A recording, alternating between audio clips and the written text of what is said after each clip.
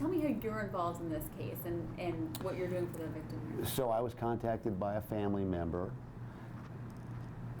the evening of the shooting, and I was told that Tom Sawyer was shot while hiking in South Mountain Park on a trail that was designated by the park, and he was shot in the right leg, and it passed through his right leg and lodged in his left leg, and he was laying in St. Joseph's Hospital, and his brother asked me to come please visit him to see what happened.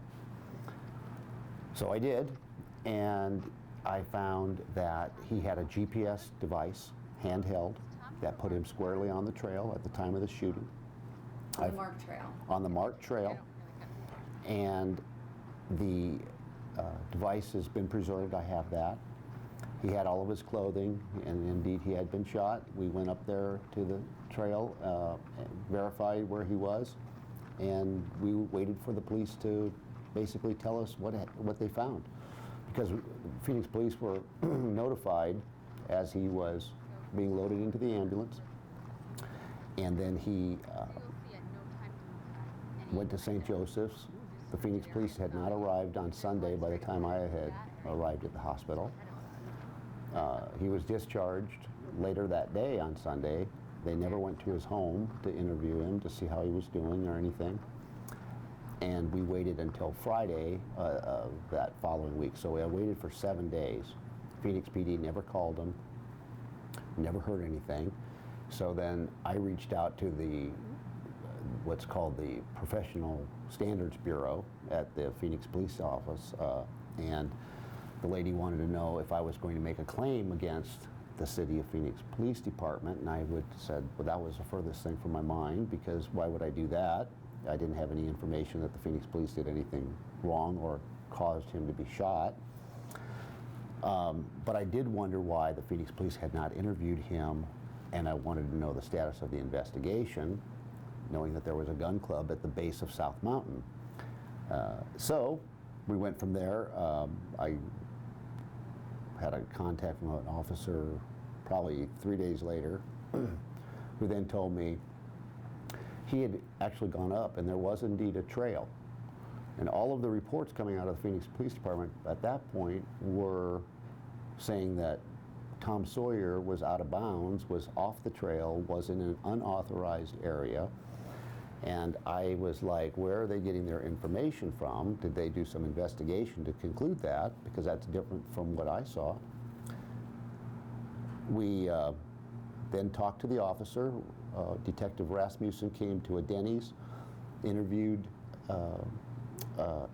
Tom, and Tom talked to him for half an hour, and then we've heard nothing since.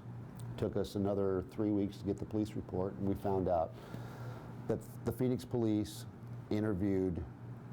talked to and asked 3 people at the shooting range within minutes after the shooting whether they saw anybody up on the hill.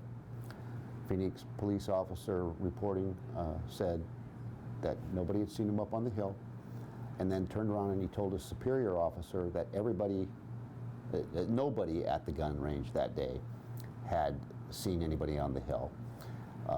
And he didn't secure any names, didn't write any names down. We don't know, didn't get any guns. So you're not pleased with how Phoenix police have handled this? Not happy with the way the Phoenix police have handled it, because it feels like they're hiding something, that feels like they're protecting somebody, and it doesn't feel like they're doing the job that they would do for one of their own. And that if one of their own went down, like Tom Sawyer went down, that they would have whoever it was that shot him. Tell me the things they didn't do that day. They didn't yellow tape, they didn't cordon off the area. They were there within minutes. They could have secured the guns, gotten names, gotten serial numbers off of all weapons, gotten rosters, gotten logs of people who had checked in, anybody who competed that day. We know for a fact that there was 3 competitions going on. We know that there was all ages shooting that day, from children to adults. And we know that this discharge was probably not an intentional, although it could have been an intentional. It could have been an American sniper type of move. It could have been just a negligent act, a gun getting out of control from somebody. But anyway, the bullet is still lodged in Tom Sawyer's left leg. The bullet traveled through his right leg and is lodged in his left leg. And it's not a ricochet. The police officers, without any foundation or grounds to say so, said in his report that it was a ricochet. He believed it to be a ricochet. The bullet is not fragmented, not dented. It's perfect in a perfectly round shape, lodged in his left leg. I have a picture I can show you. So what do you think happened? I think somebody shot him from the range. I mean, it speaks for itself. It's a case of what I would call res ipsa loquitur. It goes way back into ancient common law, where we get our law from England, and it comes out of a case involving a bag of flour falling out of a window at a flour mill, falling on top of somebody's head, and the flour mill saying, "It wasn't me, it wasn't us, you can't prove who dropped it." Well, a bullet flying out of a gun range that is directly north and shooting into the mountain where there's trails, hiking trails, marked by the city of Phoenix and authorized to be on, that to me is a res ipsa loquitur. The matter speaks for itself. So is it possible for a bullet to travel that far? Yes, no doubt about it. And it's easy to prove, and the city of Phoenix knows it, the gun range knows it. I don't know if Parks and Recs knows it. Parks and Recs, they say this trail is safe. It's the largest municipal park in the United States.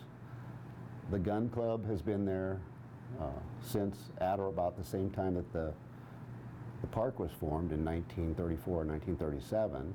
And we're going to get to the bottom of why there's still a gun club in the largest municipal park in the state of in the country, and certainly in this state. The police range is right next to it, but there weren't officers on that, right? So that's kind of been eliminated.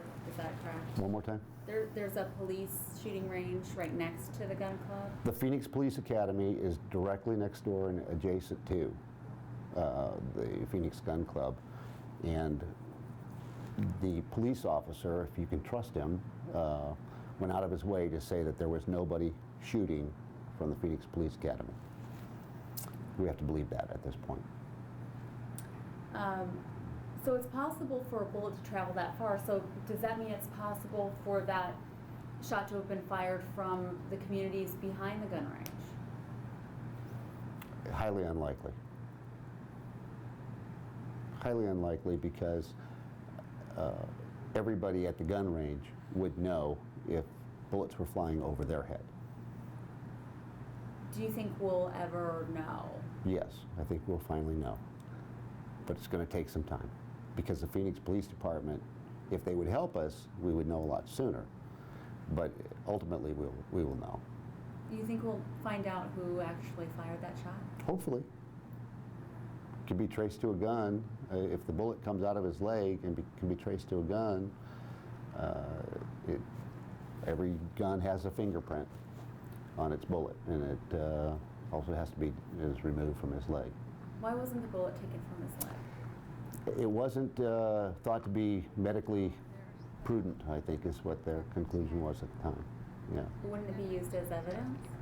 It would be used as evidence. You have to wonder if a police officer wanted it out, whether it would come out, but we left it to the doctors. What's his long-term prognosis? I mean, is he going to have lifelong issues here or what? We believe that there's going to be there's obvious permanent damage. He's got nerve damage down below his the wound, so the nerves below into his calf and his foot are bothering him, and that's why he's going to a neurologist.